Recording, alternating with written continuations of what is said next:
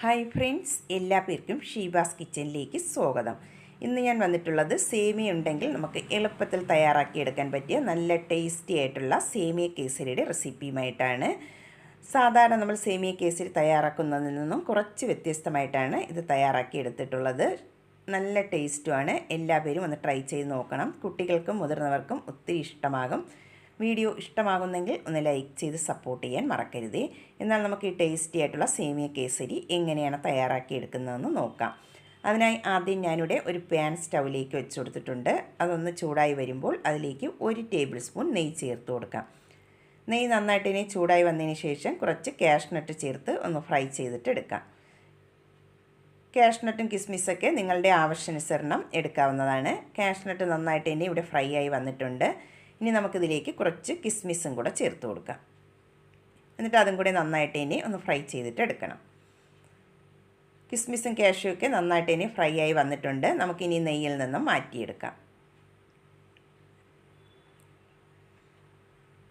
ഇതിവിടെ മാറ്റിയെടുത്തിട്ടുണ്ട്. ഇനി നമുക്ക് അതേ നെയ്യിലേക്ക് തന്നെ 1 കപ്പ് സേമിയയാണ് ഞാനിവിടെ ചേർത്ത് കൊടുക്കുന്നത്. ഞാനിവിടെ പായസമൊക്കെ വയ്ക്കുന്ന കട്ടിയുള്ള സേമിയയാണ് എടുത്തിട്ടുള്ളത്. കട്ടിയില്ലാത്ത സേമിയ വേണമെങ്കിലും എടുക്കാവുന്നതാണ്. 1 കപ്പാണ് ഇതിലേക്ക് ചേർത്ത് കൊടുത്തിട്ടുള്ളത്. എന്നിട്ട് നമുക്ക് നന്നായിട്ട് തന്നെ ഇതൊന്ന് ഫ്രൈ ചെയ്തിട്ട് എടുക്കണം. അതിൻ്റെ കളറെല്ലാം ഒന്ന് ചേഞ്ചായി വരുന്നതിരെ 1-2 മിനിറ്റ് നന്നായിട്ടൊന്ന് ഫ്രൈ ചെയ്തിട്ട് എടുക്കാം.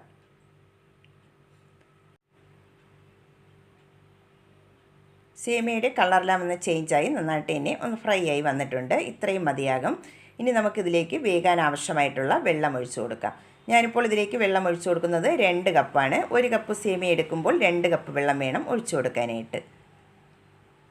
എന്നിട്ട് നമുക്ക് നന്നായിട്ട് തന്നെ ഒന്ന് മിക്സ് ചെയ്ത് കൊടുത്ത് ഈ സേമിയ ഒന്ന് വേവിച്ചിട്ടെടുക്കണം. കൈ എടുക്കാതെ നന്നായിട്ട് ഇതുപോലെ ഒന്ന് മിക്സ് ചെയ്ത് കൊടുത്ത് ഒന്ന് വേവിച്ചിട്ടെടുക്കാം. സേമിയ ഇവിടെ നന്നായിട്ട് തന്നെ ഒന്ന് കുക്കായി വന്നിട്ടുണ്ട്. ഇത്രയും മതിയാകും. നമ്മൾ ഒഴിച്ചു കൊടുത്ത വെള്ളവും ചെറുതായിട്ട് തന്നെ ഒന്ന് വറ്റി വന്നിട്ടുണ്ട്. ഇനി നമുക്കിതിലേക്ക് ചേർത്ത് കൊടുക്കേണ്ടത് ചവ്വരിയാണ്. ഞാനിപ്പോൾ 1/2 കപ്പ് ചവ്വരി നന്നായിട്ട് തന്നെ ഒന്ന് വേവിച്ചതിന് ശേഷം പച്ചവെള്ളത്തിൽ ഒന്ന് കഴുകിയെടുത്തിട്ടുള്ളതാണ്. അതും കൂടി നമുക്ക് അതിലേക്ക് ചേർത്ത് കൊടുക്കാം. എന്നിട്ട് നമുക്ക് ആ കട്ടകളെല്ലാം നന്നായിട്ട് തന്നെ ഒന്ന് ഉടച്ച് ഒന്ന് മിക്സ് ചെയ്തിട്ട് എടുക്കണം. ചവ്വരിയും കൂടെ ചേർത്ത് നന്നായിട്ട് തന്നെ ഇവിടെ മിക്സ് ചെയ്ത് എടുത്തിട്ടുണ്ട്. ഇനി നമുക്കിതിലേക്ക് ചേർത്ത് കൊടുക്കേണ്ടത് മധുരത്തിന് ആവശ്യമായിട്ടുള്ള ശർക്കരയാണ്. ഞാനിപ്പോൾ ഇതിലേക്ക് 1/4 കപ്പ് പൊടിച്ച ശർക്കരയാണ് എടുത്തിട്ടുള്ളത്. അത് നമുക്കതിലേക്ക് ചേർത്ത് കൊടുക്കാം. ഞാനിവിടെ കല്ലൊന്നുമില്ലാത്ത ശർക്കര ആയതുകൊണ്ടാണ് ഡയറക്റ്റായിട്ട് അതിലേക്ക് ചേർത്ത് കൊടുത്തിട്ടുള്ളത്. അല്ലെങ്കിൽ കുറച്ച് വെള്ളം ഒഴിച്ച് ഒന്ന് മെൽറ്റ് ചെയ്തതിന് ശേഷം അരിച്ചിട്ട് വേണം ചേർത്ത് കൊടുക്കാനായിട്ട്. ഇനി നമുക്ക് നന്നായിട്ട് തന്നെ ശർക്കരയും കൂടെ ചേർത്ത് ഒന്ന് മിക്സ് ചെയ്തിട്ട് എടുക്കണം. ആ സേമിയയിലും ചവരിയിലെല്ലാം ശർക്കര നന്നായിട്ട് തന്നെ ഒന്ന് പിടിച്ച് വരണം. അതുവരെ നമുക്ക് നന്നായിട്ട് തന്നെ ഒന്ന് മിക്സ് ചെയ്ത് കൊടുക്കാം.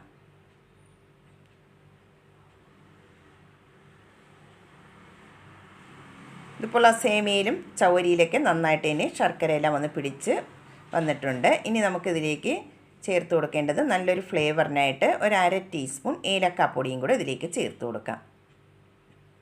അതിൻ്റെ കൂടെ തന്നെ മധുരം ഒന്ന് ബാലൻസ് ചെയ്യാനായിട്ട് 1/4 ടീസ്പൂൺ താഴെ ഉപ്പും കൂടെ ചേർത്ത് കൊടുക്കുന്നുണ്ട്. എന്നിട്ട് നമുക്ക് വീണ്ടും നന്നായിട്ട് തന്നെ മിക്സ് ചെയ്ത് കൊടുക്കാം. ആ പാനിൽ നിന്നെല്ലാം ഒന്ന് വിട്ട് വരുന്ന പാകമാകണം. അതുവരെ നന്നായിട്ട് തന്നെ മിക്സ് ചെയ്ത് കൊടുക്കാം. ആ ശർക്കര പാനിയെല്ലാം നന്നായിട്ട് തന്നെ വറ്റി പാനിൽ നിന്നെല്ലാം ഒന്ന് വിട്ട് വരണം. അതുവരെ നമുക്ക് നന്നായിട്ട് തന്നെ മിക്സ് ചെയ്തിട്ടെടുക്കാം. ലാസ്റ്റ് നമുക്കതിലേക്ക് വറുത്ത് വെച്ചിട്ടുള്ള കാഷ്യും കിസ്മിസും കൂടെ ചേർത്ത് നന്നായിട്ട് തന്നെ മിക്സ് ചെയ്തിട്ടെടുക്കണം. ഇതിപ്പോൾ പാനിൽ നിന്നെല്ലാം ഒന്ന് വിട്ട് വരുന്ന പാകമായിട്ടുണ്ട്. ഇത്രയും മതിയാകും. ഇനി നമുക്ക് ഫ്ലെയിം ഒന്ന് ഓഫ് ചെയ്തതിന് ശേഷം ഏത് പ്ലേറ്റിലാണോ നമ്മൾ സെറ്റ് ചെയ്യുന്നത് അതിലേക്ക് ഇത് മാറ്റി കൊടുക്കാം. ഈ ചൂടോടുകൂടി തന്നെ ഇത് നമുക്ക് സെറ്റ് ചെയ്യുന്ന പ്ലേറ്റിലേക്ക് മാറ്റി കൊടുക്കണം. ഞാനിപ്പോൾ ഇതുപോലുള്ള ഒരു ചെറിയ കേക്ക് ടിന്നാണ് എടുത്തിട്ടുള്ളത്. നിങ്ങളുടെ കയ്യിൽ കേക്ക് ടിൻ ഇല്ലെങ്കിൽ ഏതെങ്കിലും ഒരു സ്റ്റീൽ പ്ലേറ്റ് എടുത്താലും മതിയാകും. അതിലേക്ക് കുറച്ച് നെയ്യൊന്ന് ബ്രഷ് ചെയ്തതിന് ശേഷം കുറച്ച് കാഷ്നട്ടും കിസ്മിസും വെച്ച് ഒന്ന് ഗാർണിഷ് ചെയ്തെടുത്തിട്ടുണ്ട്. അതിലേക്ക് നമുക്ക് ഈ മിക്സ് ചൂടോടുകൂടി തന്നെ ഇട്ട് കൊടുക്കാം.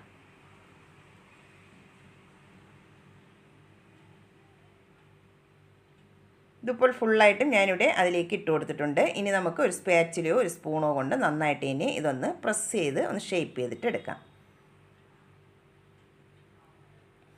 ഇതിപ്പോൾ നന്നായിട്ട് ഇനി ഒന്ന് പ്രസ് ചെയ്ത് ഷേപ്പ് ചെയ്തെടുത്തിട്ടുണ്ട്. ഇനി നമുക്ക് റൂം ടെമ്പറേച്ചറിൽ വെച്ച് നന്നായിട്ട് ഇതൊന്ന് തണുപ്പിച്ചിട്ട് എടുക്കണം. ഇതിപ്പോൾ റൂം ടെമ്പറേച്ചറിൽ വെച്ച് നന്നായിട്ട് ഇനി ഒന്ന് തണുപ്പിച്ചെടുത്തിട്ടുള്ളതാണ്. ഒരു സ്പാച്ചില കൊണ്ട് ഞാനിവിടെ സൈഡെല്ലാം ഒന്ന് വിടിയിച്ചെടുത്തിട്ടുണ്ട്. ഇനി നമുക്ക് ഒരു പ്ലേറ്റിലേക്ക് ഒന്ന് തട്ടിക്കൊടുക്കാം.